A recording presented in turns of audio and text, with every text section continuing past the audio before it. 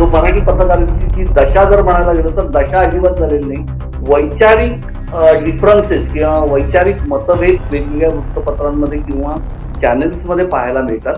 Abuse of power केला, सत्तेचा दुरुपयोग केला आणि गैरवर्तन केलं महत्वाचं पद भूषवित असताना त्यावर चेक देणं, हे पत्रकारितेचं सर्व्हिलन्स करणं, नजर ठेवणं आणि त्यांचा गैरप्रकार उजेडात आणणं हे पत्रकारितेचं अत्यंत महत्वाचं काम आहे. चॅनल्सला किती व्ह्यूज मिळतात आणि कोणत्या विचारांच्या चॅनल्सला व्ह्यूज मिळतात याच्यावरती आता पत्रकारिता कोणती योग्य आणि कोणती अयोग्य याचा विचार व्हायला लागलेला आहे. 2-2, 5-5 लाख रुपये देऊन त्या अभ्यासक्रमाला प्रवेश घेतलेला असतो. डोळ्यामध्ये खूप स्वप्न घेऊन ती मुलं बाहेर पडतात आणि त्यांचा भ्रमनिरास होतो. ती स्वतंत्र हसायला हवी आणि निपक्ष असायला हवी.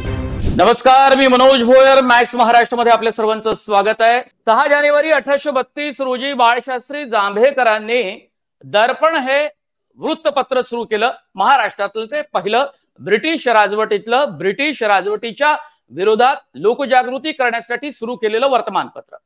आणि या दिवसाची आठवण म्हणून मराठी पत्रकारिता दिवस आपण साजरा करतो. राज्यामध्ये चौथा स्तंभ टिकवून ठेवण्यासाठी म्हणून जे जे पत्रकार आज घडीला काम करतात त्या पत्रकारांचा याच दिवशी गौरव केला जातो, केला जातेही. मराठी पत्रकारितेची दशा आणि दिशा असा विषय घेऊन आपण मॅक्स महाराष्ट्रामध्ये चर्चा करतोय. आपल्यासोबत आहेत डॉक्टर सुधीर गव्हाणे, माध्यम तज्ज्ञ आणि 2 विद्यापीठाचं कुलगुरुपद सुद्धा त्यांनी भूषवलं. प्रसाद मुकाशी लोकसत्ताचे ज्येष्ठ पत्रकार आहेत आणि महेश म्हात्रे आहेत, ज्येष्ठ पत्रकार आणि न्यूज 18 लोकमत या वृत्तवाहिनीचे ते 2दा संपादक होते. वेगवेगळ्या वर्तमानपत्राचं संपादक पद त्यांनी भूषवलं.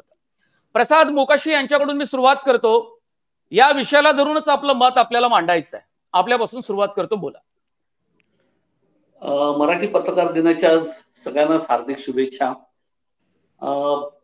सध्या मराठी वृत्तपत्रांपुढे किंबहुना मराठी माध्यमामध्ये एक गोष्ट आहे की दरवेळेला वाढणारं तंत्रज्ञान, वेगवेगळं येणारं तंत्रज्ञानाचं आव्हान हे सध्या संपूर्ण पत्रकारितेला व्यापून टाकलेलं आहे. आणि त्या आव्हानांना कशा पद्धतीने सामोरे जायचं यासाठी सध्या सगळीच वृत्तपत्र किंबहुना संपूर्ण माध्यम हे त्याच्यासाठी, त्या आव्हानांसाठी सज्ज झालेलं आहे असं मला वाटतं. जो मराठी पत्रकारितेची दशा जर म्हणायला गेलं तर दशा अजिबात झालेली नाही. वैचारिक डिफरन्सेस किंवा वैचारिक मतभेद वेगवेगळ्या वृत्तपत्रांमध्ये किंवा चॅनेल्समध्ये पाहायला मिळतात. पण त्याच्यातूनही समाजाला दिशा देण्याचं 1832 मध्ये बाळशास्त्री जांभेकरांनी जे काही स्वप्न किंवा मार्गदर्शक तत्व दिली होती त्याच्याच आधारे आपण आता पुढे चाललेलो आहोत आणि 21व्या शतकात वेगवेगळ्या आव्हानांना सामोरे जातो. मराठी पत्रकारितेची समाजाला देणारी दिशा ही आज सगळ्यांसमोर आहे. फक्त ही दिशा काही ठिकाणी कधी कधी सरळ जाते तर कधी कधी ती वेगवेगळ्या मार्गावरून जाते असं मला वाटतं. डॉक्टर सुधीर गव्हाणे. एक महत्वाची गोष्ट आहे की सर्वांना दर्पण दिनाच्या मी शुभेच्छा देईन. 192 वर्षापूर्वी 1832 ला दर्पणची निर्मिती झाली आणि बाळशास्त्री जांभेकरांसारख्या एका महापंडितानं या क्षेत्रामध्ये प्रवेश केला. अजून 8 वर्षांनी आपण मराठी पत्रकारितेची द्विशताब्दी साजरी करू. 2032 साली. आणि हा एक जो पत्रकारितेचा पट आहे, मराठी पत्रकारितेचा पट, तो कोणत्या तत्वज्ञानानं, कोणत्या भूमिकेनं, कोणत्या दृष्टीनं आणि काम करतोय आणि त्याची आजची दशा काय आहे यावर आज आपण जी चर्चा आयोजित केली अतिशय महत्वाची आणि महत्वपूर्ण चर्चा आहे. मी या निमित्तानं 1832 साली पत्रकारितेबद्दल बाळशास्त्रींनी काय म्हटलं होतं हे पण मी आपल्या समोर मांडू इच्छितो, सांगू इच्छितो सर्वांना. दर्पण हे 2 भाषेमध्ये प्रकाशित होत होतं आपण जाणतो, कारण इंग्रज सरकारला सुद्धा ते कळावं विचार हा त्या मागची भूमिका होती.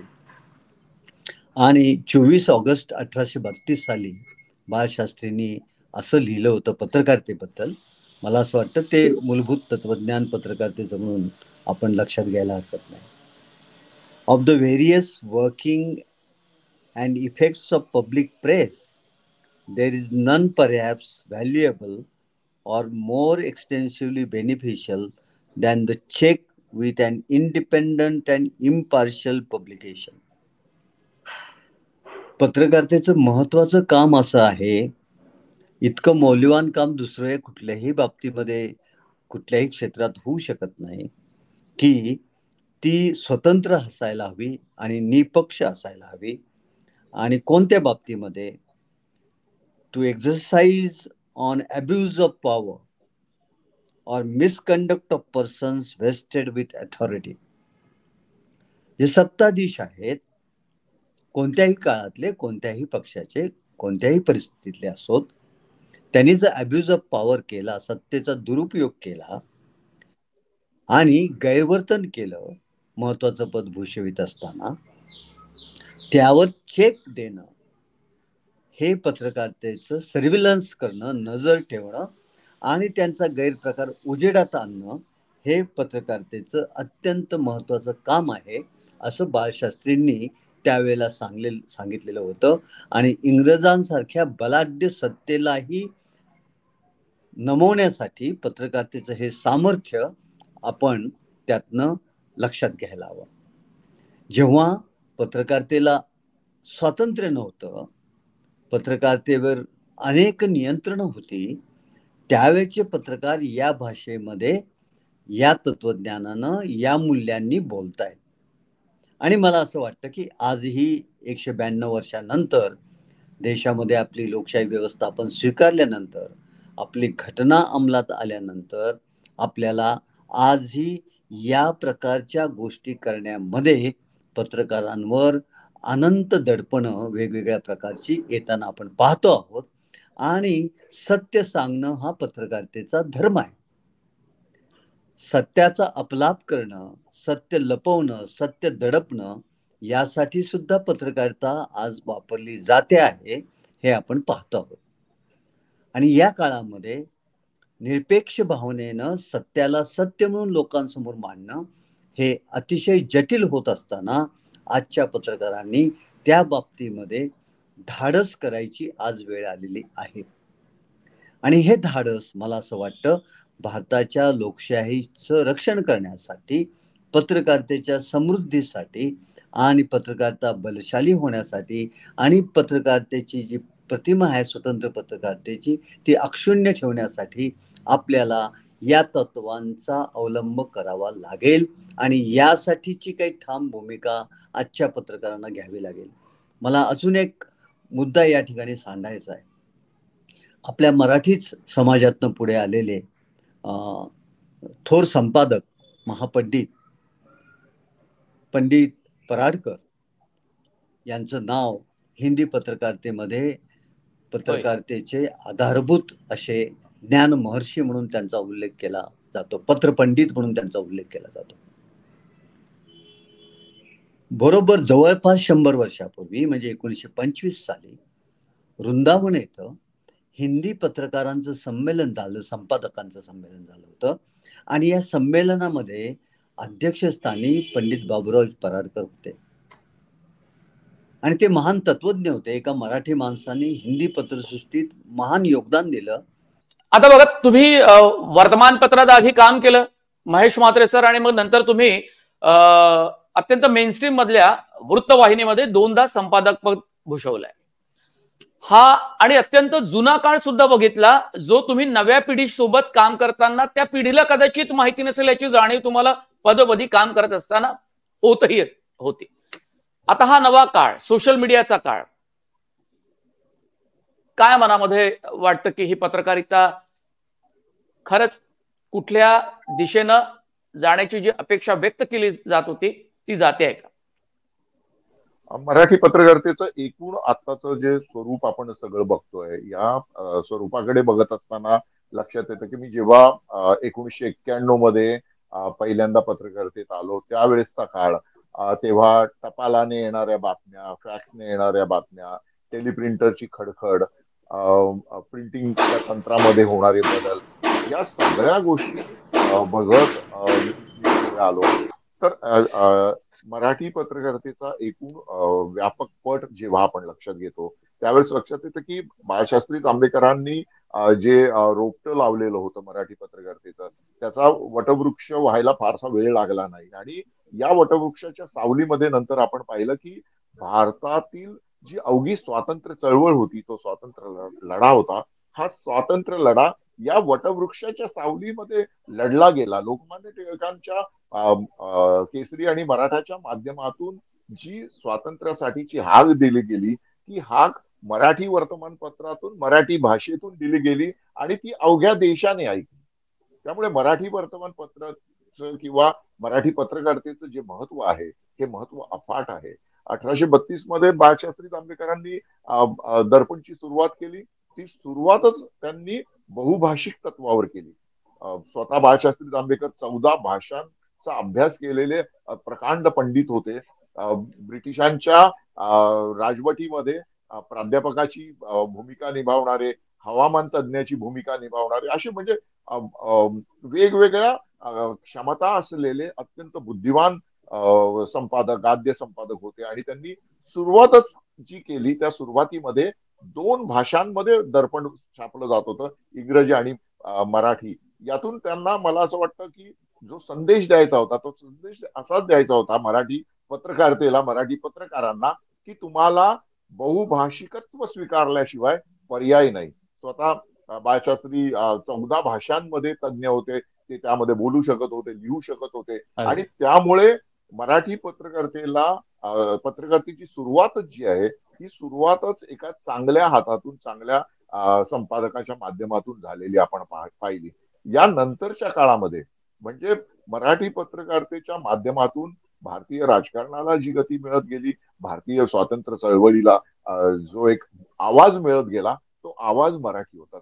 स्वराज्य हा माझा जन्मसिद्ध हक्क आहे आणि तो मी मिळविणारच, ही जी मेघगर्जना होती अवघ्या भारतभर घुमलेली आणि ब्रिटिशांना ज्यामुळे थरकाप ब्रिटिशांचा उडाला होता, ती मराठीतली मेघगर्जना होती. त्यामुळे मराठी पत्रकारितेचं जे आत्ताचं स्थान आहे, हे स्थान बघत असताना मला लक्षात येतं की आमचे पूर्वज थोर होते, त्यांनी जी पायाभरणी करून ठेवलेली आहे, त्या पायाभरणीचं जरी नुसतं स्मरण केलं तरी आपण पुढच्या भविष्यातील मराठी पत्रकारितेच्या वाटचालीचा थोडासा आढावा घेऊ शकतो किंवा अंदाज अगदी.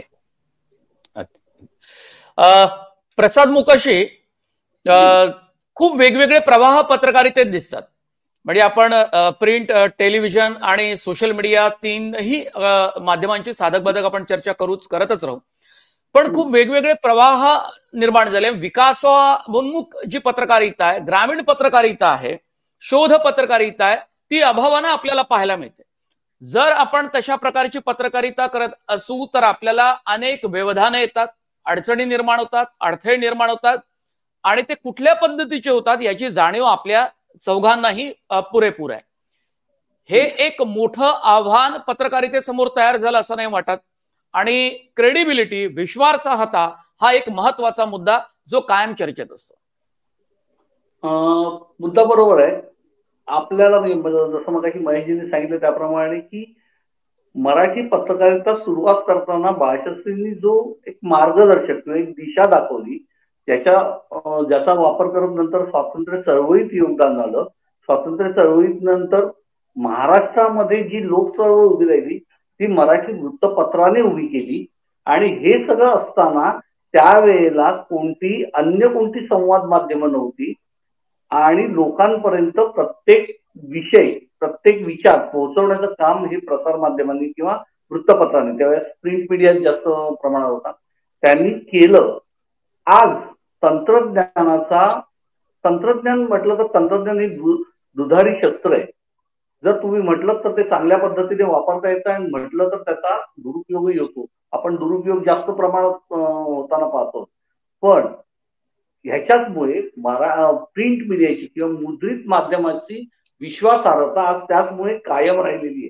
प्रत्येक वेळेला आज तंत्रज्ञानामुळे आपल्याला घडणारी घटना अवघ्या काही सेकंदांमध्ये सगळ्यांपर्यंत पोहोचवता येते, ती पोहोचवली जाते. पण त्याच वेळेला जो सर्वसामान्य वाचक असतो किंवा जो दर्शक असतो तो पूर्णपणे मुद्रित माध्यमावरती अवलंबून असतो आणि त्याला काही ठिकाणी इलेक्ट्रॉनिक माध्यमांमध्ये काही ठिकाणी त्याला त्याचा आपल्याला जे दिसतंय, आपण जे पाहतोय, जे ऐकतोय आणि दुसऱ्या दिवशी वाचतोय, ह्याच्यावरची विश्वासार्हता अजूनही कायम आहे. कारण त्या दृष्टीने पत्रकारांनी त्यांचं काम योग्य पद्धतीने, चोख पद्धतीने बजावण्याचं सुरू ठेवलेलं आहे. आपल्याला अनेक ठिकाणी असं पाहता येतं की इलेक्ट्रॉनिक माध्यमांमध्ये तंत्रज्ञानाचा वापर करून वेगवेगळ्या प्रकारे काही चुकीच्या पद्धतीचे व्हिडिओ वगैरे दाखवले जातात. पण त्याच्यानंतर पत्रकार त्या माध्यमातले पत्रकारही त्याचा शोध घेऊन सत्य घटना ही वाचकांसमोर, दर्शकांसमोर आणत असते. आणि त्याच्यामुळे आजही लोकांमधली विश्वासार्हता आहे. काही घडलं तरी हे जोपर्यंत माध्यमांमधनं येत नाही, मग ते प्रिंट असेल नाहीतर इलेक्ट्रॉनिक असेल, योग्य पद्धतीने येत नाही तोपर्यंत लोक विश्वास ठेवायला तयार नसतात. विश्वासार्हता अजूनही कायम टिकून राहिलेली आहे ती पत्रकारितेमुळे. बरोबर आहे. पण ज्या वेळेला पत्रकारितेसमोरचे प्रश्न उभे ठाकतात, लोक पत्रकारांना प्रश्न विचारतात, हा प्रश्न माझा गव्हाणे सरांसाठी आहे. पण मालकांना मात्र कोणतेही प्रश्न विचारले जात नाही. पत्रकारच नेमके टार्गेट का होतात? संपादक आणि संपादकीय विभागातील कर्मचारी, स्टाफ, संपादक, उपसंपादक यांची नेमणूकच स्वतः मालक करत असल्यामुळं त्यांच्या स्वतःच्या विवेकावर, त्यांच्या क्षमतेवर, त्यांच्या गुणवत्तेवर लोक शंका जे घेतात ते माध्यमांच्या प्रतिनिधीवर घेतात. कारण ते त्या वृत्तपत्राचा चेहरा असतात. आणि त्यामुळं आम माणसाला असं वाटतं की या पत्रकारानं या प्रकारचं काम केलंय, या संपादकानं या प्रकारची भूमिका घेतलेली आहे. परंतु ते एक प्रकारे, जसं मी बाबुरावजी पराडकरांचा उदाहरण देत होतो, ते असं म्हणत होतात की वेतनभोगी संपादक हे खुबीनं काम करतील, स्वतंत्र बुद्धीचे बुद्धिवान संपादक होऊ शकणार नाहीत आणि ते खुबीनं मालकांचं काम करतील. अशा प्रकारे एक टांगती तलवार जर माझ्या गळ्यावर असेल, डोक्यावर असेल, तर तो संपादक असेल किंवा पत्रकार असेल, तो त्या एका चौकटीच्या बाहेर जाऊ शकत नाही. ही जी आजची परिस्थिती आहे की चांगली माध्यमं सुरू करणं, मग ते टेलिव्हिजन असो, ते FM रेडिओ असो, किंवा वृत्तपत्र असो, किंवा डिजिटल मीडिया असो, किंवा जागतिक पातळीवरची सोशल मीडियासारखी फेसबुक, ट्विटर यासारखी माध्यमं असोत, त्यांची मालकी ही मुठभर 3-4 व्यक्तींच्या हातामध्ये आहे. आणि त्यामुळं माध्यमांचं कॉन्सन्ट्रेशन, केंद्रीकरण मुठभरांच्या हाती, धनिकांच्या हाती असण्याचं जे स्वरूप आहे ते दिवसेंदिवस जगभर होताना आपल्याला दिसतंय. आणि सुविधा, तंत्रज्ञान, ज्याचा उल्लेख मुखर्जी साहेबांनी केला, ते तंत्रज्ञान आता एका वेगळ्या उंचीवर गेलेलं आहे. उदाहरणार्थ आता आर्टिफिशियल इंटेलिजन्स आहे, कृत्रिम बुद्धिमत्ता, ब्लॉकचेन टेक्नॉलॉजी आहे, IoT आहे. या सगळ्या तंत्रज्ञानाचा आता आपल्या माध्यमांमध्ये सुद्धा सर्रास वापर होऊ शकतो, चांगला होऊ शकतो. त्याचे सकारात्मक परिणाम आहेत, त्याचे दुष्परिणाम पण आहेत. परंतु हे तंत्रज्ञान आलेलं आहे, ते येणार आहे, ते आपल्या माध्यमांचा, पत्रकारितेचा चेहरामोहरा बदलणार आहेत. आपल्याला ते स्वीकारावं लागेल. त्याच वेळेला ॲक्युरसी पण त्यातली, म्हणजे अचूकता सुद्धा वाढत जाताना आपल्याला दिसते आहे. पण त्याचबरोबर पॅरलली, ज्याला इंग्लिशमध्ये अलीकडे पत्रकारितेमध्ये म्हटलं जातं, that is fake content industry तयार झालेली आहे. That is called as FCI, fake content industry. Professionally fake content, खोटा कंटेंट तयार करण्याची इंडस्ट्री तयार झालेली आहे. पूर्वीच्या काळी पत्रकारांकडनं चुका व्हायच्या. आजच्या काळामध्ये फेक कंटेंट इंडस्ट्री तयार करून एक प्रोपोगंडा करणारा एक प्रोफेशनल मीडिया तयार झालेला आहे. आणि ते सुद्धा एक उद्योग झालेला आहे. त्याला त्यांनीच, जागतिक तज्ज्ञांनीच त्याला फेक कंटेंट इंडस्ट्री म्हटलेलं आहे. अशा एका तंत्रज्ञानात्मक भवितव्यामध्ये आपल्याला सत्याचं शोधन करण्याचं जे पत्रकारांची जबाबदारी आहे ती अत्यंत गंभीर आणि महत्वाची होते. परंतु त्याच वेळेला हे पण लक्षात घ्यायला पाहिजे, एकीकडे संघटित माध्यमांचं हे चित्र असताना दुसरीकडे आपल्याला एक नवा तंत्रज्ञानात्मक बदल नागरिकांच्या दृष्टीनं फायदा झालेला आहे, तो म्हणजे नागरिक पत्रकारितेचा उदय. आणि नागरिक आता स्वतः कंटेंट तयार करतायत, त्याला UGC म्हणतात, युजर्स जनरेटेड कंटेंट, UGC. तेव्हा एखादा कंटेंट आलेला आहे, तो कोणीतरी एका पत्रकारानं संपादकानं लिहिलेला आहे, दाखवलेला आहे, व्यक्त केलेला आहे, त्यावर युजर्स कंटेंट सुद्धा तितक्याच ताकदीनं उभं राहताना दिसतोय, कारण नागरिक आता अधिक सकस, बलवान आणि गुणवत्तेचे झाले आहेत. काही वेळेला असं दिसतं की संपादकापेक्षा, पत्रकारापेक्षा नागरिक जो मत मांडतोय ते अधिक साधारण आणि प्रभावी मांडतो, असं पण कधी कधी पाहायला मिळतं. आणि त्याच वेळेला त्याची एक पातळी म्हणून जी असते ते अधपतन होताना आपल्याला दिसते. अक्षरशः भयंकर शिव्या आपल्याला सोशल मीडियामध्ये, युजर्स कंटेंट क्रिएशनमध्ये, UGC मध्ये आपल्याला वाचायला पाहायला मिळतात. एकीकडं नैतिक अधपतन, दुसरीकडे पत्रकारितेच्या मूल्यांचं अधपतन, आणि तिसरीकडे तंत्रज्ञानाची प्रचंड आवाका आणि क्षमता यांच्या कात्रीमध्ये आपली पत्रकारिता सापडलेली आहे. आणि मराठी भाषेचं जे सौंदर्य आहे, जी गुणवत्ता आहे, ती लेखनामध्ये ज्या प्रकारे मांडली जायची, उदाहरणार्थ के. अत्रे प्रचंड टीका करायचे, पण त्या टीकेमध्ये एक सौंदर्य असायचं, ती एक गुणवत्ता असायची, शब्दांचे अतिशय अप्रतिम असे उपयोजन त्यांनी केलेलं असायचं. या प्रकारची गुणवत्ता आजच्या पत्रकारितेमध्ये आपल्याला दिसत नाही असं मी म्हणणार नाही, पण अभावानं दिसते आहे. त्यामुळं मला असं वाटतं की आता पत्रकार किंवा संपादक हे गुणवत्तेची पत्रकारिता, गुणवत्तेचं लेखन करण्याच्या ऐवजी मालकांनी सांगितलेले टार्गेट्स उत्पन्नाचे ते साध्य करण्यासाठी जास्त त्यांना वेळ द्यावा लागतो. आणि त्यामुळं नव्या पिढीमध्ये सुद्धा जे प्रतिभावान आहेत त्यांना पण काहीशी गोची त्यांची होते, अडचण होते आपल्याला दिसतं. परंतु मला असं वाटतं, मुख्य धारेतली वर्तमानपत्र, मेनस्ट्रीम वर्तमानपत्र, मेनस्ट्रीम टेलिव्हिजन मीडिया, मेनस्ट्रीम कुठलाही अन्य माध्यम जेव्हा एखाद्या चळवळीला नीटपणे मांडत नाहीत, त्यावेळेला सोशल मीडियाच्या माध्यमातनं किंवा अन्य कोणत्याही डिजिटल माध्यमातनं लोकांपर्यंत ती गोष्ट पोहोचते आणि लोकांपर्यंत संदेश पोहोचतो, असं झालेलं आहे.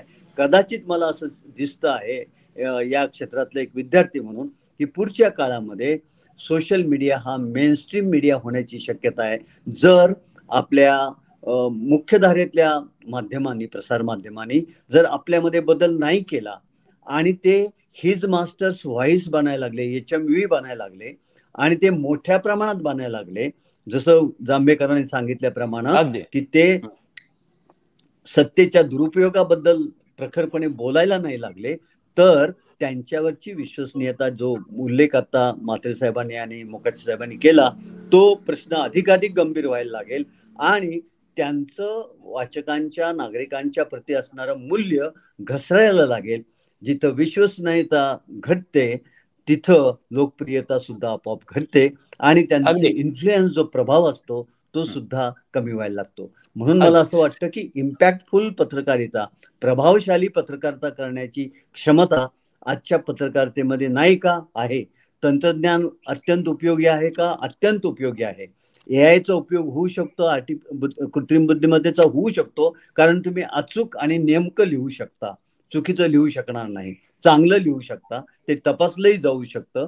ChatGPT सारख्या माध्यमातून आपण त्याचं लेखन, पुनर्लेखन करू शकतो. तरी सुद्धा एका व्यक्तिगत संपादकानं लिहिलेलं, त्याच्या शब्दामध्ये, त्याच्या शैलीमध्ये, त्याच्या वैचारिक चिंतनातनं आलेले शब्द हे ChatGPT मध्ये येऊ शकत नाहीत. म्हणून माणसांचं महत्व, त्याच्या गुणवत्तेचं महत्व आणि त्याच्या भाषेचं सामर्थ्य हे कायमपणानं राहणार आहे. आणि मला असं वाटतं की आजच्या पत्रकारांनी, आजच्या संपादकांनी हेच पाहिलं पाहिजे, दिलेल्या चौकटीमध्ये, मालकांच्या चौकटीमध्ये, फ्रेमवर्कमध्ये जितकं आपल्याला उत्तम रीतीनं खेळता येईल, कारण खेळात सुद्धा नियम आहेत, नियमातच खेळावं लागतं, त्याप्रमाणे या नियमातच खेळून आपला प्रभाव कसा पाडता येऊ शकतं, हे इंटेलिजंटली किंवा अतिशय बुद्धिमत्तेनं करायचं कार्य आहे. अशा प्रकारची सजग आणि बुद्धिमान पत्रकारांची पिढी जर निर्माण झाली तर ते मराठी भाषेला एक मोठं मोलाचं सौंदर्य देऊ शकतात. का नाही, मराठी आणि बंगाली या दोन भाषेनेच पत्रकारितेमध्ये नवं जागरण निर्माण केलेले स्वातंत्र्य आधी, तेच काळ आजच्या काळात सुद्धा पत्रकारितेचं स्वातंत्र्य रक्षण करण्यासाठी आपण करू शकतो. या ठिकाणी एकच मुद्दा मी शेवटचा मांडू शकतो. प्रेस फ्रीडम इंडेक्स दरवर्षी आंतरराष्ट्रीय पातळीवर प्रकाशित केली जाते. 2023च्या इंडेक्समध्ये 180 देशांच्या पत्रकारितेच्या स्वातंत्र्याचं मूल्यमापन केलं जातं आणि त्यामध्ये 2023 भारताचं स्थान 180 देशामध्ये 161 वर घसरलेलं आहे. आधी ते 150च्या आसपास होतं, त्याहून खाली आपण आलेलो आहोत. आणि जगामध्ये नॉर्वे सारखा देश वृत्तपत्र स्वातंत्र्याच्या बाबतीमध्ये अमेरिका म्हणा, ऑस्ट्रेलिया म्हणा, न्यूयॉर्क म्हणा किंवा इतर लोकशाही देश आहेत त्यापेक्षा सर्वश्रेष्ठ आहे. तिथं सर्वाधिक उत्तम स्वातंत्र्य दिलं जातं. आणि आज मी तिला जगामध्ये 26 देशामध्ये वृत्तपत्र स्वातंत्र्य हे ज्याला आपण म्हणतो गुड सिच्युएशन मध्ये, चांगल्या स्थितीमध्ये आहे. सॅटिस्फॅक्टरी सिच्युएशन ज्याला म्हणू, समाधानकारक आहे, असे 52 देश आहेत. प्रॉब्लेमॅटिक असणारे 69 देश आहेत. समस्या आहेत पत्रकारितेच्या स्वातंत्र्याला, डिफिकल्ट आहे, अडचणीचं आहे, खूप अडचणीचं जात आहे. जिथं वृत्तपत्र स्वातंत्र्य जपणं तिथं 42 देश आहेत आणि अतिशय गंभीर परिस्थिती असणारे 31 देश आहेत. आणि म्हणून मला असं वाटतं की हा जो काही स्कोअर आहे याचा काढला जातो त्याच्यामध्ये नॉर्वेचा जो जगातलं सर्वोत्कृष्ट अभिव्यक्ती स्वातंत्र्य असणारा जो पत्रकारितेला देश आहे त्याचा स्कोअर 100 पैकी 95 आहे आणि आपल्या भारताचा स्कोअर 36.62% आहे. याचाच अर्थ असा की आपल्या पत्रकारितेला घटनेनं जरी अभिव्यक्ती स्वातंत्र्याचे अधिकार दिलेले असले तरी प्रत्यक्षात व्यवहारामध्ये याचा अंमल करताना पत्रकारांना, पत्रकारितेना, संपादकांना अनेक प्रकारच्या दडपणांना, दबावांना तोंड द्यावं लागतं. मग ते जाहिरातदारांचं दडपण असेल, ते सत्तेचं असेल किंवा गुंडशाहीचं, पुंडशाहीचं असेल, संघटनांचं असेल, ह्या सगळ्या गोष्टीचा विचार करून संपादकाला, पत्रकाराला काम करावं लागतं. आणि तो एका दडपणाच्या चौकटीत काम करतो, सामाजिक दडपणाच्या, आर्थिक दडपणाच्या चौकटीत काम करतो. ही दडपणं उधळून लावण्याची साहस असणारी पिढी आजची योगायोगानं आहे आणि ते बिलकुल बिनदिक्कतपणे, बेबाकपणे आपलं मत मांडू शकतात, मांडू इच्छितात, मांडताना दिसत आहेत. मला असं वाटतं तो एक आशेचा किरण आहे की जो या प्रकारच्या दंभांना दंभस्फोट करण्यासाठी पुढे येऊ शकेल. अगदी अगदी. आता बघा, माझा खरं तर एक प्रश्न असा होता की high grounds for morality, for moral values हे आपल्याला युट्यूब चॅनल्स मध्ये खूप दिसत आहेत. म्हणजे नॅशनल चॅनल्स, राष्ट्रीय स्तरावर सुद्धा आणि राज्य स्तरावर सुद्धा. आणि दुसरा मग मुद्दा, आता सरांनी 2 अत्यंत महत्वाचे मुद्दे मांडले. 2 मुद्द्यांची स्वतंत्र चर्चा व्हायला पाहिजे, त्यासाठी आपण वेळ देतोय. एक तर विचार स्वातंत्र्य, माध्यमांची गळचेपी, ह्या कायम चर्चेत राहिलेला मुद्दा आणि त्यावर वेगवेगळ्या पक्षांचे वेगवेगळे नेते, सत्तेतले आणि विरोधक आपली मतं नोंदवतात. पहिला जो मुद्दा होता की इंडिपेंडेंट जर्नलिझम, स्वतंत्र पत्रकारिता जी युट्यूब चॅनलच्या माध्यमातून केली जाते ती लोकांना अत्यंत जवळची आणि ज्याला मिलियन्स व्ह्यूज मिळतात. म्हणजे धूराठीचं उदाहरण आपण घेऊया, ज्याचे सबस्क्रायबर्सच मुळात हे मिलियन्स मध्ये आहे आणि त्याच्या प्रत्येक युट्यूबला, प्रत्येक व्हिडिओला मिलियन मध्ये व्ह्यूज मिळतात. याचं कारण असं की जनतेला, प्रेक्षकांना ते अत्यंत जवळचं वाटतं. अर्थात सत्तेतले लोक किंवा सत्तेच्या जवळ असणारे पत्रकार, त्यांना मानणारे पत्रकार, त्यांच्या पक्षाला, विचारधारेला मानणारे पत्रकार त्यावर टीका करतात. हे सातत्यानं देशात, राज्यात सुरू होणार आहे. वेगवेगळे युट्यूब चॅनल्स आपण बघतो. भाऊ तोरसेकर यांचंही युट्यूब चॅनल बोलतो, त्यांचेही लाखो व्ह्युअर्स आहेत, प्रेक्षक आहेत. त्यांच्यावर टीका करणारे एक समांतर माध्यम आणि त्याचे पत्रकारही आहे. पण नैतिकता पाहण्याचं प्रमाण युट्यूब चॅनलवर सर्वात जास्त दिसतं आणि मेनस्ट्रीम, मुख्य धारेतल्या, मुख्य प्रवाहातल्या पत्रकारांजवळ ती नैतिकता दिसत नाही. पत्रकाराकडे ती नैतिकता असेल पण ती किती तो त्या संस्थेमध्ये जपू शकतो, हेही खूप वेगवेगळे मुद्दे आहेत. आणि हे या पत्रकारितेसमोर ज्वलंत विषय घेऊन पुढे सातत्यानं येत असतात. मोकाशी सर, तुम्ही म्हणताय त्यावेळेला एक लक्षात असं येतं की तंत्रज्ञान हे सगळ्याच प्रसार माध्यमापुढे असलेलं आव्हान आहे. युट्यूब वरती लाखो व्ह्युअर्स येत असतील पण याचा अर्थ प्रसार माध्यमांना, प्रिंट मीडिया किंवा इलेक्ट्रॉनिक मीडिया किंवा जी परंपरागत पत्रकारिता आहे त्यांच्याकडे नैतिकता नाहीच असं जर म्हणत असाल तर ते चुकीचं ठरेल. त्याचं कारण असं आहे, युट्यूबवरची जी पत्रकारिता आहे ती पत्रकारिता करणारे, तुम्ही ज्यांचा उल्लेख केला त्या व्यक्तीच्या वैचारिकतेवरती कितपत राजकीय प्रभाव आहे किंवा कितपत राजकीय दडपण आहे याचाही विचार करायला पाहिजे. स्वतंत्र पत्रकारिता आणि निष्पक्ष पत्रकारिता किंवा निर्भीड पत्रकारिता याच्यात फरक आहे. गेल्या काही वर्षांमध्ये किंवा गेल्या काही म्हणजे मागच्या दशकामध्ये 2012 पासून आपण जर बघायला गेलो तर पत्रकारितेमध्ये 2 वैचारिक गट पूर्णपणे आमने सामने उभे ठाकलेले आहेत आणि त्याच्यामुळेच या युट्यूब मधल्या चॅनल्सना किती व्ह्यूज मिळतात आणि कोणत्या विचारांच्या चॅनल्सला व्ह्यूज मिळतात ह्याच्यावरती आता पत्रकारिता कोणती योग्य आणि कोणती अयोग्य याचा विचार व्हायला लागलेला आहे. जर का सत्ताधाऱ्यांना म्हणजे ज्या वेळेला बाळशास्त्रींनी वृत्तपत्र सुरू केलं त्यावेळेला किंवा लोकमान्य टिळकांचं आपण नाव घेतो, डॉक्टर बाबासाहेब आंबेडकरांचं नाव घेतो, नेहरूंचं नाव घेतो, गांधींचं नाव घेतो, अगदी गेला बाजार सगळ्यात तरुण पत्रकार असलेल्या मौलाना अबुल कलाम आझादांचं आपण नाव घेतो. या सगळ्यांनी जी पत्रकारिता केली ती सत्ताधाऱ्यांच्या विरोधात एक दिशा दाखवणारी पत्रकारिता केली. आज प्रवाहपतीत पत्रकारिता होऊ लागलेली आहे, तिथे वैचारिक मतभेद होऊ लागलेले आणि जे सत्ताधाऱ्यांच्या बरोबर आहेत किंवा सत्ताधाऱ्यांचीच फक्त मांडणी करायला लागलेले आहे, ह्या पत्रकारांचं वर्चस्व आणि त्यांचं लायकिंग वाढायला लागलेलं आहे. आज पत्रकार निर्भीडपणे एखादा विषय मांडताना फार कमी प्रमाणात दिसतात, पण जे मांडतात त्यांचा विचार योग्य आहे हे सगळेजण मान्य करतात आणि म्हणूनच मगाशी जी म्हटली ती विश्वासार्हता इथे टिकून राहिली. आज युट्यूबवरती मला लाखोच्या वाचक मिळतात, ते माझा विचार फक्त आवडणारे असतात, त्यांना आवडतं म्हणून मी एवढंच बडबडणार आहे. तर असं नसतं. पत्रकारिता ही दिशादर्शक असली पाहिजे, ती नेहमी सत्ताधाऱ्यांच्या विरोधात असली पाहिजे आणि सत्ताधाऱ्यांच्या विरोधात केवळ विरोधासाठी विरोध नाही तर योग्य पद्धतीने विरोध करून सर्वांना सोबत घेऊन एक दिशा दाखवणारी पत्रकारिता असली पाहिजे. त्याला आपण निर्भीड पत्रकारिता म्हणतो. स्वतंत्र पत्रकारिता म्हणजे काय? आज प्रत्येक पत्रकार स्वतंत्र, पण प्रत्येक मीडिया हाऊसचा एक त्याच्या मालकाचा एक विचार असतो, त्याला त्याचा धंदा करायचा असतो, त्याला त्याचा व्यवसाय करायचा असतो आणि मग अशा वेळेला पत्रकाराला त्याच्याकडे काम करताना पोटार्थीपणा वापरावा लागतो, त्याला तिथे मेहनत करावी लागते. पूर्वीच्या काळी पत्रकारिता हे एक मिशन होतं. आज पत्रकारिता हे मिशन करून चालणार नाहीये, चालत नाहीये. ह्याला संपूर्ण परिस्थिती कारणीभूत आहे आणि हे सगळेच जण मान्य करतात.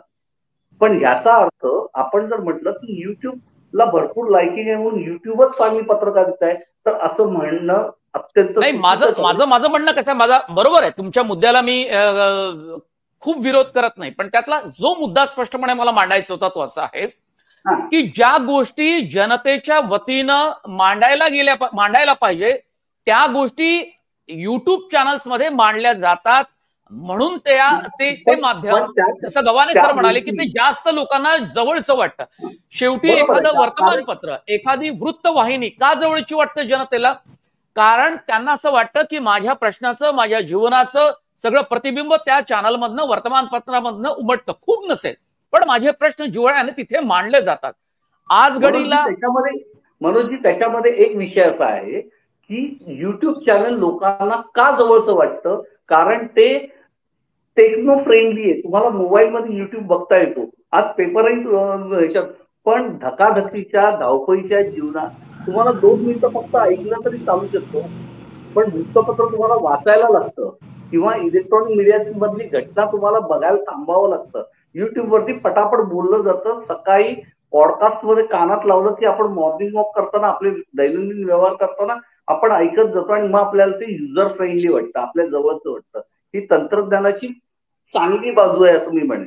आणि मग त्याचा वापर सगळ्यात जास्त प्रमाणात प्रसार माध्यम म्हणण्यापेक्षा पत्रकारिता ही करू लागलेली आहे. आणि आज त्याच्यामुळे युट्यूब इको फ्रेंड, आपलं युजर फ्रेंडली होणारच ना. कारण तुम्हाला युट्यूब चालता चालता ऐकता येतं, पण तुमचं चॅनल किंवा माझा पेपर हा तुम्हाला थांबून वाचावा लागतो किंवा बघावा लागतो. हे तिथेच हे नसतं, तुम्हाला ऐकत चालू राहता येतं. ह्याचा हा फायदा पण आहे आणि गैरफायदा पण आहे असं मला वाटतं. हो, पण तंत्रज्ञानाची ही कमाल जरी म्हटली तरी वर्तमानपत्र सुद्धा युजर फ्रेंडली होतातच की. त्यांचे ऍप तयार झालेले आहेत, त्यांच्या वेबसाईट चकचकीत झालेल्या आहेत, त्यांना सुद्धा युजर फ्रेंडली लोकांच्या मोबाईलवर जास्तीत जास्त उपलब्ध होईल अँड्रॉइड मोबाईलवरती, यासाठी मालकांनी प्रयत्न केलेलेच आहे. म्हणजे नक्कीच चांगली बाजू आहे ती पण. नक्कीच केलेले आहेत. आणि त्याचबरोबर सगळ्यात महत्वाचं, आता पत्रकारितेचं माध्यम हे पूर्णपणे बदललेलं आहे. पूर्वी पत्रकारिता ही वाचनीय पत्रकारिता होती, त्याच्यानंतर ती पाहण्याची दृकश्राव्य अशा पद्धतीची पत्रकारिता झाली, आणि आता फक्त ती ऑडिओ पत्रकारिता झालेली आहे. त्यामुळे तुम्ही ऐकत ऐकत चालू शकता आणि तुम्हाला प्रत्येक गोष्ट, आणि ह्याचा आता प्रत्येक मीडियाने, प्रत्येक वृत्तपत्राने, प्रत्येक इलेक्ट्रॉनिक मीडियाने त्याचा वापर करायला सुरुवात केलेली आहे. त्यांनी त्यांचं म्हणजे एका ठिकाणी व्यवहारही बघितलेला आहे, एका ठिकाणी लोकांशी असलेला संवाद साधायचं माध्यमाचं स्वरूप बदलून त्यांच्या बरोबर राहण्याचा प्रयत्न केला. अगदी अगदी अगदी अगदी. मला महेश म्हात्रे सरांकडनं ही मत जाणून घ्यायचं आहे. खूप बदलता काळ त्यांनी पाहिला. लोकप्रभापासून सुरुवात केली, वर्तमानपत्राचे ते संपादक होते, रिपोर्टिंग खूप मोठ्या प्रमाणात केली, टीव्ही चॅनल्समध्ये, वृत्तवाहिनीमध्ये काम केलं, आणि स्वतंत्रपणे ते आता युट्यूब मधनं आपलं मत, आपली भूमिका मांडत असतात. हा जो काळ बदलत गेला, त्या काळामध्ये हा डिजिटल मीडिया जास्त लोकांना जवळचा वाटतो, याचं काय तुम्ही अनालिसिस करा? याचं मुख्य अनालिसिस करायचं तर डिजिटल मीडिया हा सगळ्यात जवळचा आहे, सोपा आहे. माध्यम कोणतंही असो, जे सहजपणे सर्व काळ सर्वसामान्य माणसाच्या हाताशी असतं, ते माध्यम लोकांमध्ये सर्वाधिक प्रिय होताना आपल्याला दिसतं. इंटरनेटच्या आगमनानंतर आपण जे बदल झाले आपल्या जीवनामध्ये, संचार क्रांती झाली आणि त्याच्या जोडीला संवाद क्रांती सुद्धा झालेली आपण पाहिली. तर ही जी संवाद क्रांती आहे, या संवाद क्रांतीचे सगळ्यात जास्त परिणाम वर्तमानपत्राच्या बदलांमध्ये झालेले आपल्याला पाहायला मिळतात. तर आता सध्याची जी आपली स्थिती आहे सर्वच प्रसार माध्यमांची, या स्थितीमध्ये आपण सातत्याने म्हणत असतो की वर्तमानपत्रांनी खूप मोठं योगदान दिलेलं आहे, स्वातंत्र्य चळवळीत योगदान दिलेलं आहे, लोकांना एकत्र केलेलं आहे, लोकलढे उभे केलेले आहेत वर्तमानपत्रांनी, आणि त्यामुळे वर्तमानपत्र टिकली पाहिजेत, वर्तमानपत्रांचं अस्तित्व राहिलं पाहिजे असं आपल्याला सगळ्यांना वाटतं. आणि त्यामुळे आपल्याला सातत्याने वाटत असतं की वर्तमानपत्रांची विश्वासार्हता हे त्याचं बलस्थान आहे, त्यामुळे वर्तमानपत्र जास्त प्रभावी असावीत, असा एक सध्याच्या काळातले जे वर्तमानपत्रात काम करणारे मंडळी आहेत त्यांचा समज आहे. परंतु स्थिती खूप वेगाने बदलत गेली, काळ वेगाने बदलत गेला, आणि गेल्या साधारणतः एक दशकामध्ये प्रसार माध्यमांचं स्वरूप जे बदलत गेलेलं आहे, याच्यामध्ये आपण सगळ्यांनी पाहिलं की डिजिटलायझेशन ऑफ कॉन्टेंट हा नव्या युगाचा मूलमंत्र बनलेला आहे. आणि डिजिटलायझेशनमुळे आपल्याला बातमी किंवा विविध प्रकारचं मत प्रदर्शित करणारे लेख हे आपल्याला ज्या पद्धतीने सहजपणे आपल्या हाताशी येऊ लागले, त्याच्यातला आणखीन एक महत्वाचा मुद्दा इथे जे गव्हाणे सरांच्या बोलण्यामध्ये तो उल्लेख आला. सर म्हणाले की आगामी काळामध्ये मोठ्या प्रमाणात आत्ताचा जो मेनस्ट्रीम मीडिया आहे याच्या समोर आपल्याला सोशल मीडियाचं आव्हान उभं राहताना दिसेल. मी सरांना नम्रपणे सांगू इच्छितो की सर, पुढील काळात नाही तर आताच ते स्थान सोशल मीडियाने पटकावलेलं आहे, आणि मेनस्ट्रीम मीडिया याला आता नवीन नाव आलेलं आहे ट्रॅडिशनल मीडिया. तो आता मेनस्ट्रीम राहिलेला नाहीये. त्याचा एकूण त्या मीडियाला मानणारे किंवा त्या मीडियाच्या माध्यमातून बातम्या स्वीकारणारे किंवा कॉन्टेंट रिसिव्ह करणारा जो वर्ग आहे, याच्या तुलनेमध्ये आपल्याला सोशल मीडियाच्या माध्यमातून, सोशल मीडिया प्लॅटफॉर्मवरून कॉन्टेंट रिसिव्ह करणारा जो वर्ग आहे, हा कितीतरी पटीने जास्त असलेला आपल्याला दिसतो. त्यामुळे आता हा जो बदल आहे, प्रचंड मोठा बदल आहे, तो हा बदल पहिल्यांदा पत्रकारांनी, मराठी पत्रकारांनी समजून घेण्याची ही आत्ताची खरी गरज आहे. कारण आपण सोशल मीडियावर विशेषतः युट्यूब आणि ट्विटरवर ज्या पद्धतीने भर देताना आपण आपल्या महत्वाच्या नेत्यांना पाहतो, आपल्या देशातील पंतप्रधान असो, आपले सन्माननीय मुख्यमंत्री असो किंवा अन्य कोणत्याही पक्षाचे प्रमुख नेते असो, त्यांच्या राजकीय घडामोडींसंदर्भात किंवा एखाद्या सामाजिक विषयांसंदर्भात भाष्य करण्यासाठी ते आता कोणत्याही दैनिकाकडे किंवा कोणत्याही टीव्ही चॅनलकडे न जाता स्वतंत्रपणे स्वतःच्या केबिनमध्ये बसून, स्वतःच्या घरामध्ये बसून आपलं मत व्यक्त करतात आणि क्षणामध्ये ते देशभरातील वर्तमानपत्रांसाठी बनते. तर याची सुरुवात जी झालेली आहे ही सुरुवात आपल्या सर्वांना विचार करायला लावणारी आहे. त्यामुळे सोशल मीडिया हा खऱ्या अर्थाने सर्वसामान्य माणसासाठीचा माहितीचा स्रोत बनलेला आहे. आता कोणतंही वर्तमानपत्र यायची त्याला वाट बघायची गरज नाही, कारण ते दुसऱ्या दिवशी सकाळी येतं. कुठल्याही चॅनलच्या समोर जाऊन बसण्याची त्याला गरज राहिलेली नाही, कारण ती माहिती त्याच्या मोबाईलवर त्या क्षणी त्याच्या हातामध्ये येते. त्यामुळे ही जी प्रचंड मोठी क्रांती माध्यमांमध्ये झालेली आहे, या क्रांतीचा मागोवा घेत मराठी पत्रकारांनी आता पुढे जाण्याची वेळ आलेली आहे. आणि याच्यात मी बाळशास्त्री जांभेकरांनी आजपासून 192 वर्षापूर्वी जो प्रयोग केला होता की त्यांनी मराठी आणि इंग्रजी हे दोन भाषा घेऊन त्यांनी माध्यम सुरू केलेलं होतं. तर मराठी पत्रकारांनी सुद्धा या 2 भाषा शिकून आपली स्वतःची पुढची वाटचाल केली पाहिजे. बाबुराव पराडकरांच्या संदर्भात सरांनी सांगितलं म्हणून, तर बाबुराव पराडकर हे हिंदी पत्रकारितेचे भीष्म पितामह होते. मराठी पत्रकारिता सुरू झाल्यानंतर जवळपास 90 वर्षानंतर हिंदी पेपर सुरू झाला 1920 मध्ये. आज हे त्यांच्या पेपरचं नाव होतं बाबुराव पराडकरांच्या. आणि त्यानंतर आपण हिंदी पत्रकारिता किती मोठ्या प्रमाणात वाढली त्यांच्या जनसंख्येच्या आधारावर ते आपण पाहिलेलं. पण एका मराठी माणसाने ते योगदान दिलेलं होतं. आज हिंदी वर्तमानपत्र किंवा चॅनलमध्ये जी भाषा बोलली जाते, मुद्रास्फीती किंवा स्वराज्य किंवा संविधान, हे सारे शब्द बाबुरावांचे आहेत. बाबुरावांनी ते शब्द हिंदी पत्रकारितेमध्ये कॉइन केले. त्यामुळे मराठी माणसाचं सामर्थ्य होतं की हिंदी म्हणजे देशातील इतक्या मोठ्या प्रमुख भाषेला आकार देण्याचं काम किंवा त्या भाषेतून आवाज व्यक्त करण्याचं काम मराठी माणसांनी त्या काळात केलं. परंतु 100 वर्षामध्ये आता अशी परिस्थिती आलेली आहे की मराठी पत्रकार जो राष्ट्रीय पातळीवर स्वतःचा आवाज उठवू शकत होता, तो मात्र आता तितका अभ्यासू, तितका त्यागी किंवा तितका कर्मठ किंवा कट्टर राहिलेला नाही, हे दुर्दैवाने आपल्याला पाहायला मिळतं. त्यामुळे मराठी समाजाने पुन्हा एकदा या पूर्वजांच्या कामाकडे बघण्याची गरज निर्माण झालेली आहे. आणि ते आदर्श आम्ही आमच्या जीवनात जर अंगीकारले तर निश्चितच मराठी पत्रकारिता अधिक पुढे जाऊ शकते. होय. आता या निमित्तानं अनेक मुद्दे आलेत की आपण पत्रकारितेवर चर्चा करत असताना जी पिढी पत्रकारितेत घडतीये किंवा पत्रकारितेचं शिक्षण ज्या महाविद्यालयांमधनं दिलं जात आहे, तिथली नेमकी परिस्थिती काय, जिथे आपण शिकवायला सुद्धा जात असतो. सगळेच आपण शिकवतो आणि सर तर पूर्ण वेळ त्याच क्षेत्रात काम करतायत, माध्यम तज्ञ. आता मला अरुण साधू सरांची एक आठवण या निमित्तानं होतंय. इतके मोठे पत्रकार, लेखक, ज्यावेळेला आम्ही त्यांच्या हाताखाली शिकत होतो रानडे इन्स्टिट्यूटमध्ये, पुणे विद्यापीठाच्या विभागामध्ये पत्रकारितेत, मला आठवतं की जी तळमळ त्यांची होती, म्हणजे अगदी UNIच्या कॉपीज ज्या निघायच्या, धडाधड त्याचे टेक्स्ट आहेत, त्याच्या मागे तुम्ही बातम्यांचा सराव करा, तो पूर्ण तुम्ही गठ्ठा घेऊन जा आणि तुम्ही हे कॉलेज झाल्यानंतर या तासानंतर तुम्ही पुण्यात वेगवेगळ्या ठिकाणी जाऊन, पुण्यात तर 2020च्या काळामध्ये आम्ही त्यांच्याकडे शिकत होतो. तर इतक्या तळमीनं शिकवणारे शिक्षक आता आहेत का? ते म्हणायचे की तुम्ही प्रॅक्टिकल सगळं नॉलेज तुम्ही घेण्याचा प्रयत्न करा.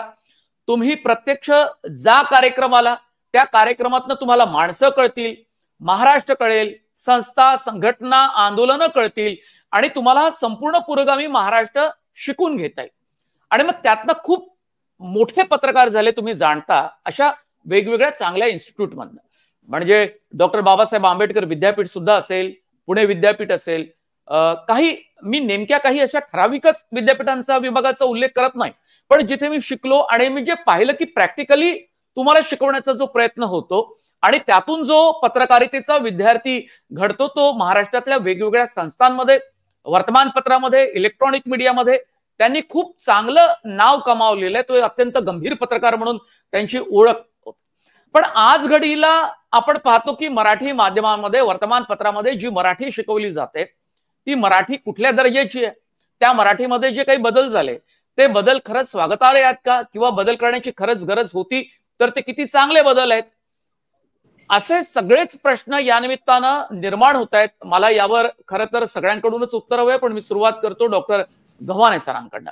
आणि प्रचंड मोठ्या प्रमाणात पैसे खर्च करून विद्यार्थी ते शिकतो, पण त्याच्या पदरात नेमकं काय पडतं आणि मग पदरात जे काही पडतं ते घेऊन तो जो प्रयत्न करतो नोकरीसाठी आणि जो जिथे जातो तिथे तो नाकारला जातो किंवा स्वीकारला जातो, तर तिथे मराठीच्या नावानं त्याची बोंब असते. त्याला प्रॅक्टिकल्स काही शिकवले जात नाही. मुळात पत्रकारिता जी प्रॅक्टिकली केली गेली पाहिजे, त्याचं प्रात्यक्षिक झालं पाहिजे, ते मात्र होत नाही. आणि मग त्या विद्यार्थ्याचं नुकसान, त्या संस्थेचं नुकसान, एकंदरीत त्यातून घडलेला जो पत्रकार आणि त्या पत्रकारितेचं नुकसान होतं. शेवटी नवे पत्रकार घडवण्याची प्रक्रिया या पत्रकारिता विभागामधनं, जनसंवाद आणि वृत्तपत्रविद्या विभागातनं होत असते. आणि आपण जसं म्हणालात त्याप्रमाणे जुन्या पिढीच्या प्राध्यापकांनी, ज्यांना खुद्द पत्रकारितेचा अनुभव होता आणि ते मग पत्रकारितेचे प्राध्यापक झाले, जसं अरुण साधूचा आपण उल्लेख केला, किरण ठाकूर सरांचा आपल्याला उल्लेख करता येईल. असे जे प्रोफेशनमधनं, व्यवसायामधनं आलेले गुणवत्तेचे संपादक किंवा पत्रकार असतील तर त्यांच्या अध्यापनातनं, त्यांच्या मुशीतनं अतिशय सक्षम पत्रकार तयार होतात. यामध्ये दोन गोष्टी आहेत की आजच्या पत्रकारिते, महाराष्ट्रातल्या सगळ्या पत्रकारिता विभागाचा अवलोकन केलं आपल्याला असं दिसतं की त्या सगळ्या अभ्यासक्रमांमध्ये काळानुसार जे बदल व्हायला हवेत, कारण पत्रकारिता आणि तंत्रज्ञान हे अतिशय वेगानं बदलत आहे.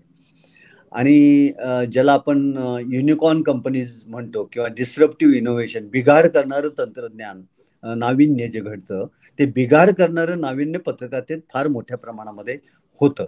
जसं आता पहिल्यांदा जगामध्ये कोरियामध्ये ओ माय न्यूज नावाचा डिजिटल न्यूजपेपर आला पहिला.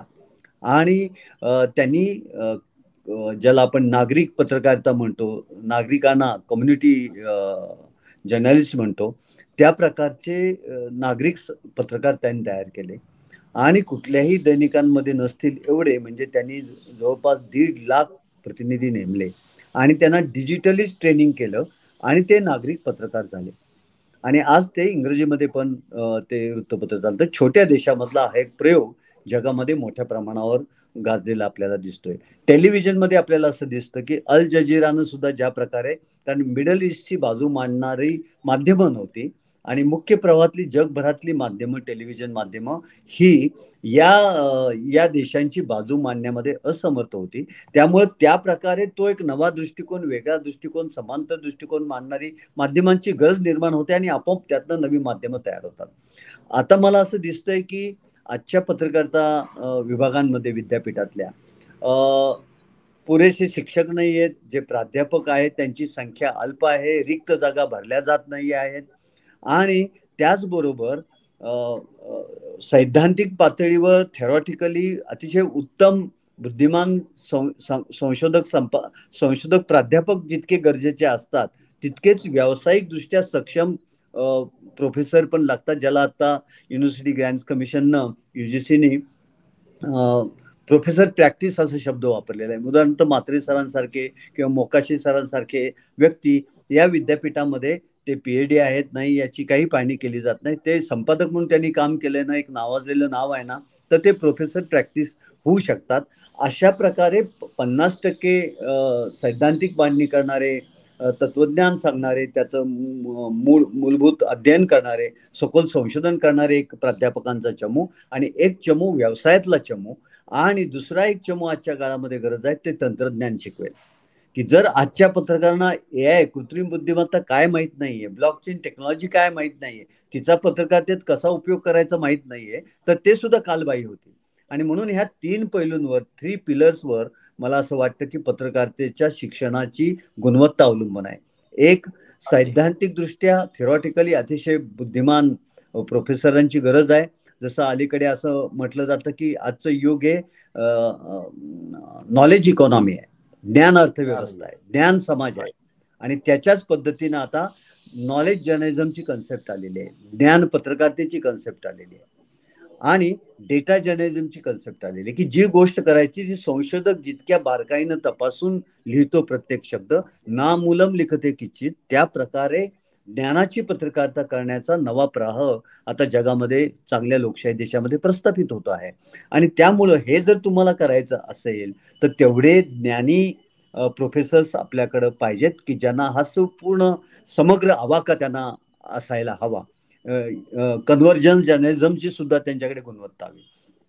दुसऱ्या बाजूला प्रत्यक्ष व्यवसायात आज काय घडतंय, मराठी पत्रकारितेत आज काय घडतंय, काय येतंय, काय येत नाहीये, याची सुद्धा समीक्षा करून त्या प्रकारचे स्किल्स, ज्याला आपण म्हणू कॉन्टेम्पररी स्किल्स, समकालीन कौशल्य मुलांच्या हातामध्ये सोपवणारे सुद्धा प्रॅक्टिस प्रोफेसरची आपल्याला नितांत गरज आहे. आणि त्यांची संख्या तेवढीच असली पाहिजे. कधीतरी येत आहेत, व्याख्यान देत आहेत, निघून जात आहेत, असं असतं कामा नये. त्यांनी त्या मुलांच्या चमूना प्रत्यक्ष त्यांच्याकडनं त्या प्रकारचं काम करून घ्यायला हवं, दिशा द्यायला हवी, ही पण तितकीच महत्वाची गरज आहे. आणि तिसरा चमू हा तंत्रज्ञानाचा असेल, की जो आधुनिक तंत्रज्ञान, जे डिजिटल तंत्रज्ञान आलेलं आहे पत्रकारितेमध्ये, त्याच्याबद्दलचं सडेतोड आणि नेमकं प्रशिक्षण देणारा आणि त्यातले स्किल्स सुद्धा, ज्याला आपण डिजिटल स्किल्स म्हणतो, ते स्किल्स सुद्धा देणारे शिक्षकांची गरज आहे. आज जर आपण चित्र पाहिलं तर अतिशय चिंताजनक चित्र आहे. एकेका प्राध्यापकावर, एका दुसऱ्या प्राध्यापकावर विभाग चालू आहेत. तिथं येणारे प्राध्यापक काय गुणवत्तेचे आहेत काय नाही, त्याची फारशी गांभीर्याने दखल घेतली जात नाहीत. आणि लिंबू विभाग म्हणून विद्यापीठ या विभागांना ट्रीट करतं. ज्या प्रकारचे स्टुडिओ उभे करायला हवेत, ज्या प्रकारचं तंत्रज्ञान हवं, इन्फ्रास्ट्रक्चर हवं, ते दिलं जात नाही. मला आठवतंय बाबासाहेब आंबेडकर मराठवाडा विद्यापीठामध्ये उपक्रम असताना मला डिजिटल स्टुडिओ करायचा होता. मी 2000ला योजना आखली होती. होता ते 6-7 वर्ष लागली आणि तत्कालीन मुख्यमंत्री विलासराव देशमुख यांनी आम्हाला तो प्रोजेक्ट मंजूर केला आणि आम्ही मल्टीमीडिया स्टुडिओ ॲपल कॉम्प्युटरच्या सिस्टीमचे प्रोफेशनली उभे करू शकलो, रेडिओचा स्टुडिओ उभे करू शकलो, टीव्ही करू शकलो. या प्रकारचं तंत्रज्ञान मला असं दिसतं भारतामधले बहुसंख्य विद्यापीठामध्ये त्याचा अभाव आहे. जे प्राध्यापक आहेत त्यांची क्षमतेचा अभाव आहे. ती ज्याला मी म्हणतो म्युच्युअल एम्पॉवरमेंट व्हायला पाहिजे. प्राध्यापकांना व्यवसायात जाऊन 1 वर्ष काम करून काय नवे ट्रेंड आहेत शिकले पाहिजेत. व्यवसायातल्या संपादकांनी आणि पत्रकारांनी पत्रकारितेच्या अध्ययन क्षेत्रामध्ये येऊन पत्रकारितेमध्ये नवे जे, जसं उदाहरणार्थ ज्ञान पत्रकारितेसारखा प्रवाह आलाय, तो काय आहे हे समजून घ्यायला विद्यापीठांमध्ये यायला पाहिजे. अशा प्रकारे जर गिव्ह अँड टेक झालं, लेनदेन झाली ज्ञानाची आणि अनुभवांची, तर पत्रकारितेचे विभाग चांगले होऊ शकतात आणि अगदी प्रश्नच नाही. आता महेश म्हात्रे सरांकडनं सुद्धा या मुद्द्यावर आणि मोकाशी सरांकडूनही त्यांची मतं, त्यांची भूमिका मला जाणून घ्यायची आणि मग नंतर आपण ही चर्चा ही थांबवताय. मुळात मला का हे वाटतं का, मला ते खूप जवळून जाणवत आहे. ज्यावेळेला आम्ही मुलाखती घेतो आता इथे किंवा पूर्वीच्या नोकरीत सुद्धा, त्यावेळेला त्यांच्यातल्या उणीवा आम्हाला स्पष्टपणे जाणवतात. त्यावेळेला दुःख होतं की इथे यांना 1, 2, 3 वर्षाचे हे सगळे कोर्सेस झाले आणि कुणीही काही शिकवलेलं नाही. मुळात मला काही शिकायचं आहे तर विद्यार्थी आधीच तयार पाहिजे. त्याला शिकायचंय तर तो शिकू शकतोय, मान्य आहे, पण त्याला दिशा देणारे प्राध्यापक नाही, शाळा कॉलेजेस नाहीत. अत्यंत मोठा भीषण हा प्रश्न होऊन बसलेला आहे. महाराष्ट्रात वेगवेगळ्या कॉलेजमध्ये तुम्ही गेला आणि प्रत्येक मोठ्या शैक्षणिक संस्थांनी एक विभाग उघडून दिलाय पत्रकारितेचा, पण त्यात विद्यार्थ्याला काय शिकवलं गेलं पाहिजे. पैसे मोठ्या प्रमाणात घेतले जातात. पत्रकारितेकडे एक व्यावसायिक दृष्टिकोन ठेवून मुलं येतात, विद्यार्थी येतात की ज्यातून मला एक नोकरी मिळेल आणि माझं अर्थार्जन होऊ शकेल. पण मात्रे सर, परिस्थिती अत्यंत ग्राउंड लेवलवर अत्यंत वेगळी आहे जमिनीवरची. ती मात्र त्यावर खरंच पोटतिडकीनं आपण बोललं पाहिजे, त्यावर चर्चा झाली पाहिजे आणि हा जो शैक्षणिक बाजार आहे हा महाराष्ट्रातला, हा थांबवला पाहिजे. हा जो कारखाना सुरू झाला हा वेळीच याला आवर घालण्याची खूप गरज आहे, कारण यातनं काहीही निष्पन्न होत नाही आणि गरीब मुलांचं आर्थिक नुकसान होतं.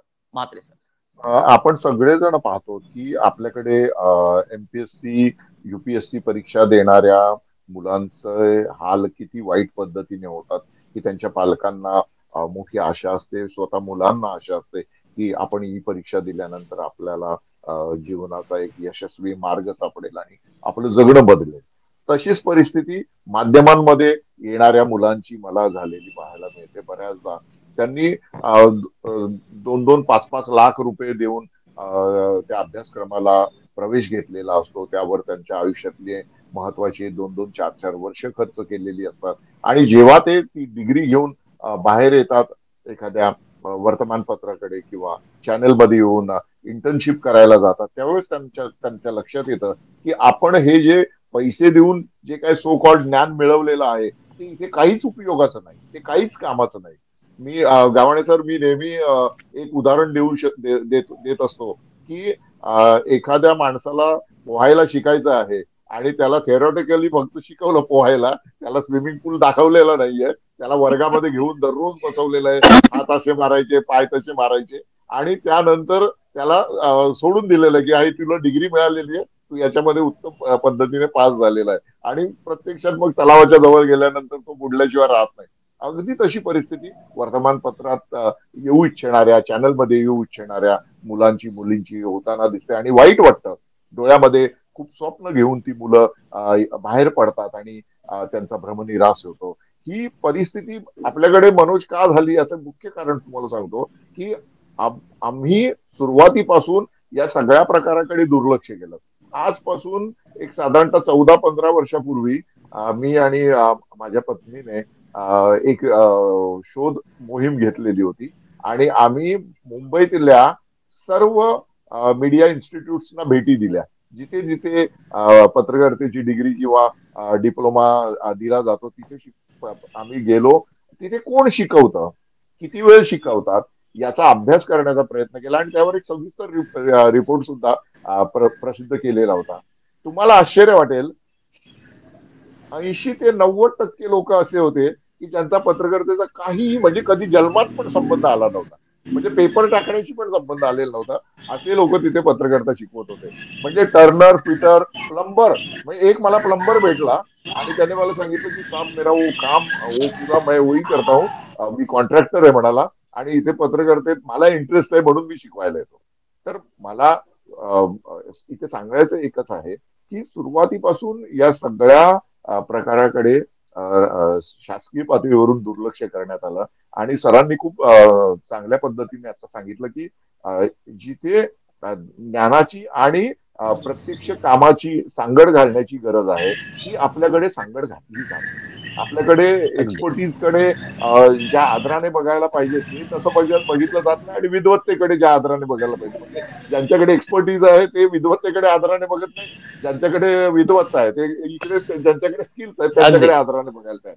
आणि त्यामुळे आता सगळ्यात मोठा गोंधळ आपल्याकडे असा झालाय की विविध महाविद्यालयांमधून किंवा विद्यापीठांमधून जी मुलं पत्रकारितेची डिग्री घेऊन बाहेर पडतात त्यांच्याकडे व्यावसायिक स्किल्स काहीच नसतात. आणि त्याहून अधिक वाईट गोष्ट अशी आहे, मी जेव्हा पत्रकारितेत आलो तेव्हा माझ्या मुंबई सकाळच्या ऑफिसमध्ये कम्युनिस्ट चळवळीशी बांधिलकी असणारे पत्रकार होते, राष्ट्रीय स्वयंसेवक संघ किंवा हिंदुत्ववादी विचारसरणी मानणारे पत्रकार होते, तिथे समाजवादी विचारसरणी मानणारे पत्रकार होते, तर काँग्रेसची विचारसरणी मानणारे पत्रकार होते.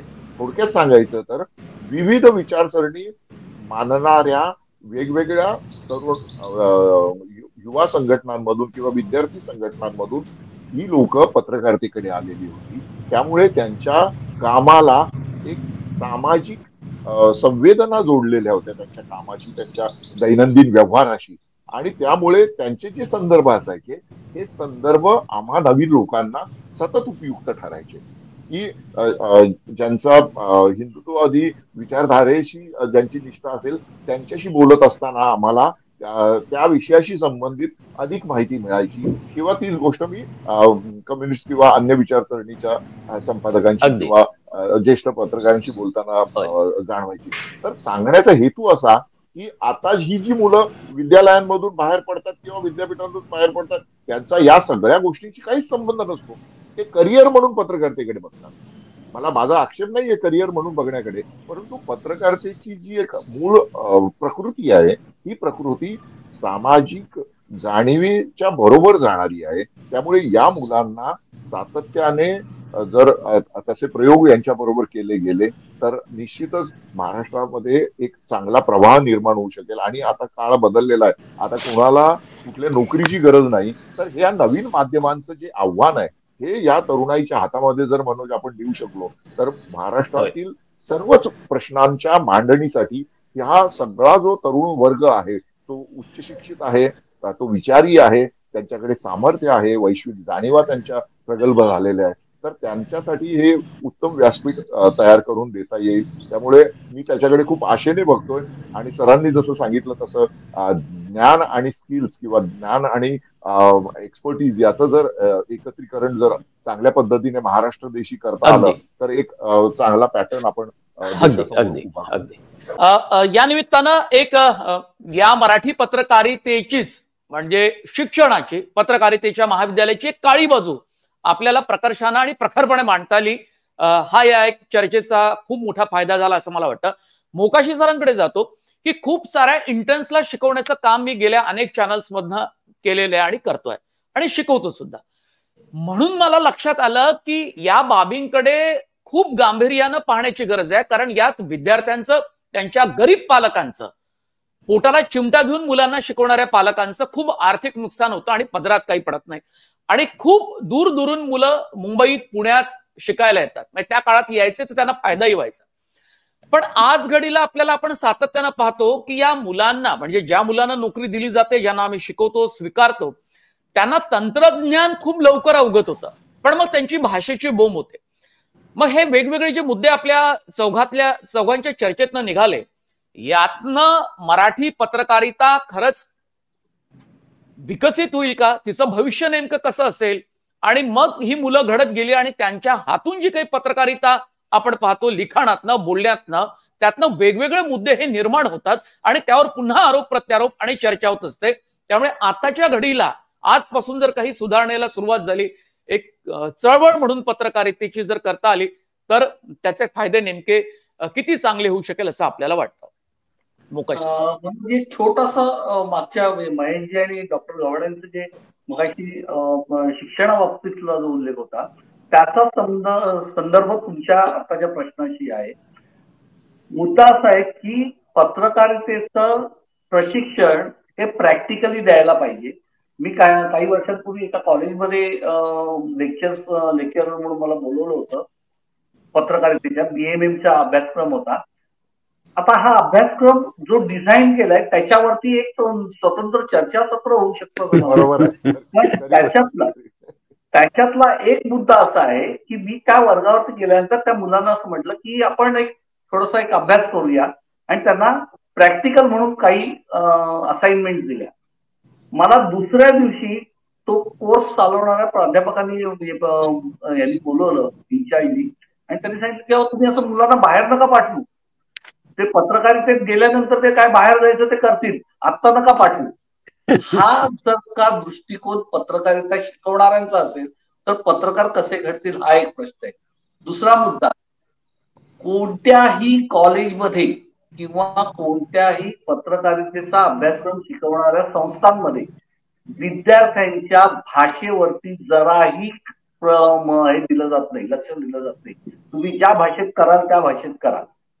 तिसरी गोष्ट, आज वृत्तपत्रांमध्ये असेल, प्रिंट मीडियामध्ये असेल, इलेक्ट्रॉनिक मीडियामध्ये असेल, ज्या पद्धतीने प्रत्यक्षात काम चालतं त्यातला कोणताही प्रशिक्षणामध्ये समावेश नसतो.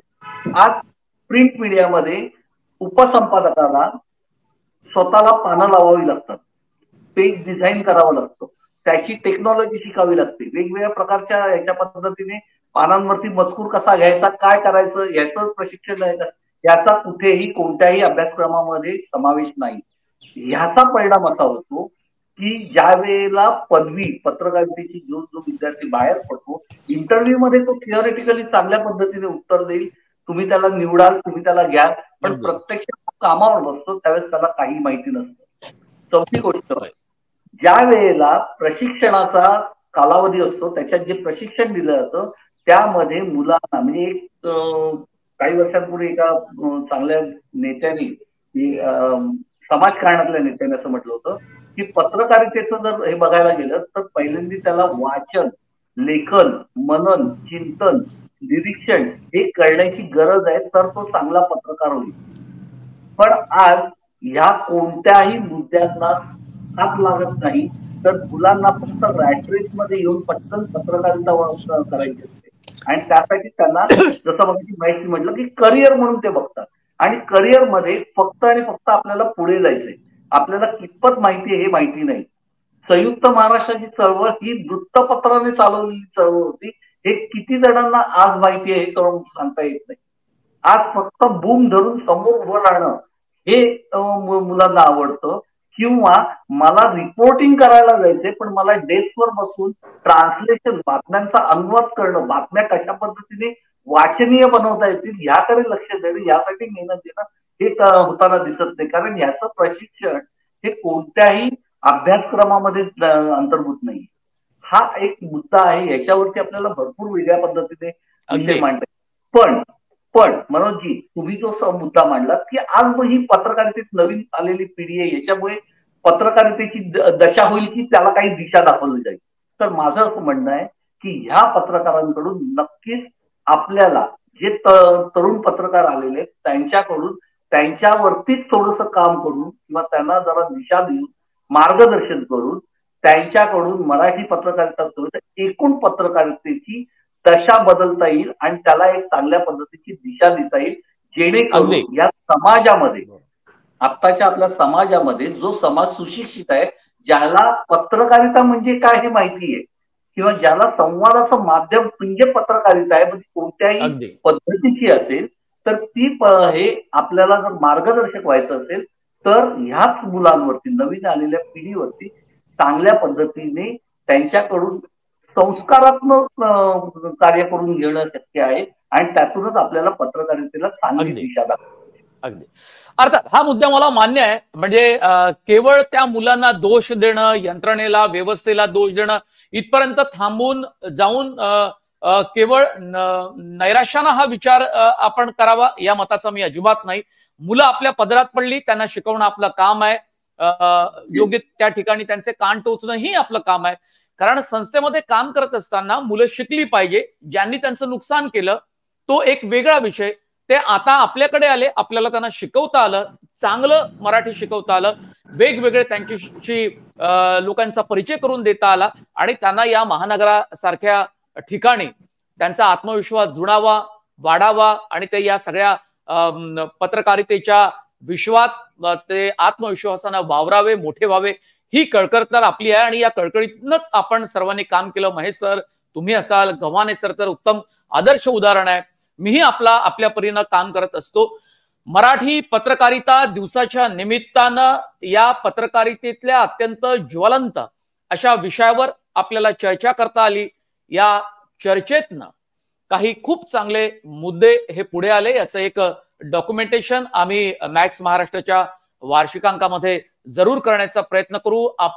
तुम्ही तिघाही मान्यवरांनी मॅक्स महाराष्ट्राच्या या चर्चेसाठी आपण खूप वेळ काढला. आपले खूप धन्यवाद. ही चर्चा आपल्याला पाहता पाहता काही मतं जर आपल्याला काही अनिमित्तानं सुचवता आली तर मॅक्स महाराष्ट्राच्या या व्हिडिओच्या खाली, या चर्चेच्या खाली आपल्याला आपली मतं नोंदवता येईल. आणि जर तुम्ही मॅक्स महाराष्ट्र हे सबस्क्राईब केलं नसेल तर ते जरूर करावं, बेल आयकॉनवर बटन दाबावं. खूप खूप धन्यवाद आपल्या सर्वांचं.